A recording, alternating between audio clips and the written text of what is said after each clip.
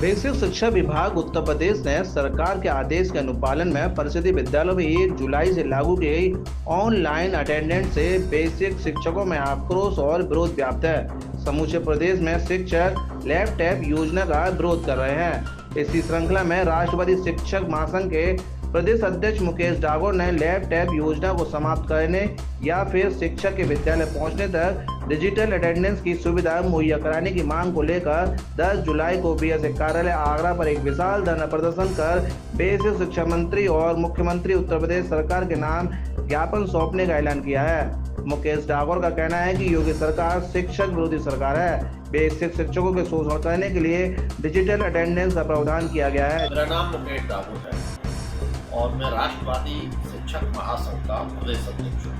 सरकार लैपटॉप योजना लागू करने जा रही है, ये योजना क्या है और कितने संतुष्ट हैं आप? देखिए, लैपटॉप योजना सरकार की परिषदीय विद्यालय है। परिषदीय विद्यालयों में शिक्षकों की ऑनलाइन अटेंडेंस की व्यवस्था है जिसे सरकार शिक्षकों पर थोपना चाहती है। और इसके पीछे का हमारा मानना ये है कि सरकार इस योजना के माध्यम से शिक्षक का हद दर्जे का शोषण चाहती है, क्योंकि सरकार शिक्षक के खिलाफ है। सरकार की नीयत शिक्षक के खिलाफ है। शिक्षक लगातार पिछले कई सालों से अपनी ओपीएस की मांग को लेकर सरकार से लड़ रहा है और वो उसकी बहुत जायज़ मांग है। कोई भी शिक्षक जो जीवन के 60 वर्ष तक विभाग में काम करेगा और उसके बाद उसके जीवन की सुरक्षा का कोई इंतजाम नहीं है। शिक्षक ये चाहता था कि 60 वर्ष जब वो जीवन के सरकार के विभाग में देगा, उसके बाद उसका जो जीवन है उसकी सुरक्षा के लिए उसे ओल्ड पेंशन स्कीम चाहिए। इसके लिए शिक्षक लगातार लड़ रहा था। सरकार, उत्तर प्रदेश की सरकार विशेष तौर पर इससे खपा थी। तो अब वो चाहती है कि शिक्षक को ऑनलाइन अटेंडेंस स्कीम में उलझा दिया जाए और शिक्षक की जो लड़ने की उसकी इच्छा है उस इच्छा शक्ति का दमन कर दिया जाए। क्या नुकसान क्या है इस योजना से? देखिए, सबसे पहले तो इसमें सबसे बड़ी खराबी इसकी यह है कि सरकार चाहती है कि शिक्षक विद्यालय समय से 15 मिनट पूर्व केवल 15 मिनट के अंदर विद्यालय में गोली की तरह पहुंचे। तो ये व्यावहारिक तौर पर न ठीक है और न ये संभव है। पूरे उत्तर प्रदेश में अगर हम बात करें तो सारे परिषदीय विद्यालय हमारे ग्रामीण अंचल में दूर दराज क्षेत्र में फैले हुए हैं और उनके रास्ते भी बड़े दुर्गम हैं। अगर विशेष तौर पर हम आगरा की बात करें तो हमारा जो शिक्षक है वह आगरा से ग्रामीण क्षेत्र के दूर दराज विद्यालयों में जाता है और एक एक विद्यालय की दूरी 100 से लेकर 125 किलोमीटर तक पड़ती है। और हमारे कई ब्लॉक ऐसे हैं जिनमें खेरागढ़ है, जगनेर है, शमशाबाद है, जैतपुर कला है, पिनहाट है, बाह है। ये जो एरिया है ये पूरा हमारी 2 नदियों से घिरा हुआ क्षेत्र है, जिसे बीहड़ का हम क्षेत्र कहते हैं, चंबल और यमुना।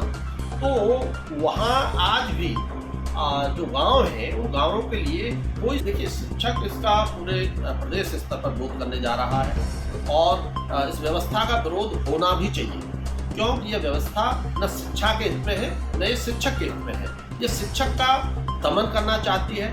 ये व्यवस्था दमनकारी योजना है सरकार की और शिक्षक को ये कुचल देना चाहते हैं। शिक्षक की स्वतंत्र आवाज़ को दबा देना चाहते हैं। शिक्षक समाज का सर्वोच्च वर्ग है जो इस देश के भविष्य के निर्माण में अपना सर्वस्व दे रहा है। समाज को भी यह बात समझनी चाहिए कि शिक्षक को मानसिक रूप से प्रताड़ित करके आप एक बेहतर भविष्य की कल्पना नहीं कर सकते। शिक्षक देश के भाग्य का निर्माता है।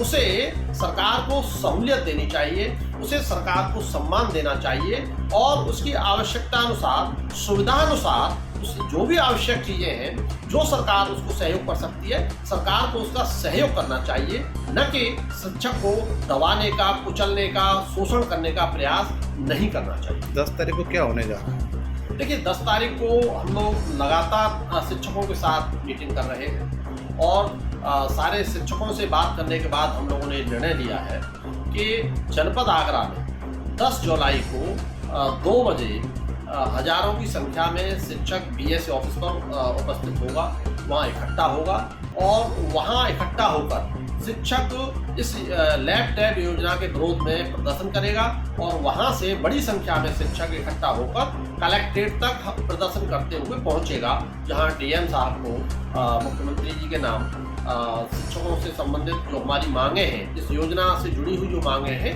उनसे संबंधित ज्ञापन हम वहाँ सौंपेंगे। अन्यथा की स्थिति में क्या करेंगे? सपोज धरना देंगे, बड़ा धरना हम लोग देंगे और जरूरत पड़ी तो हम वही बीएसए ऑफिस पर परमानेंट बैठेंगे जब तक ये व्यवस्था बंद नहीं होती है। भाई कम से कम शिक्षक जो प्रतिनिधि हैं, सरकार को उससे एक बार बात तो करनी चाहिए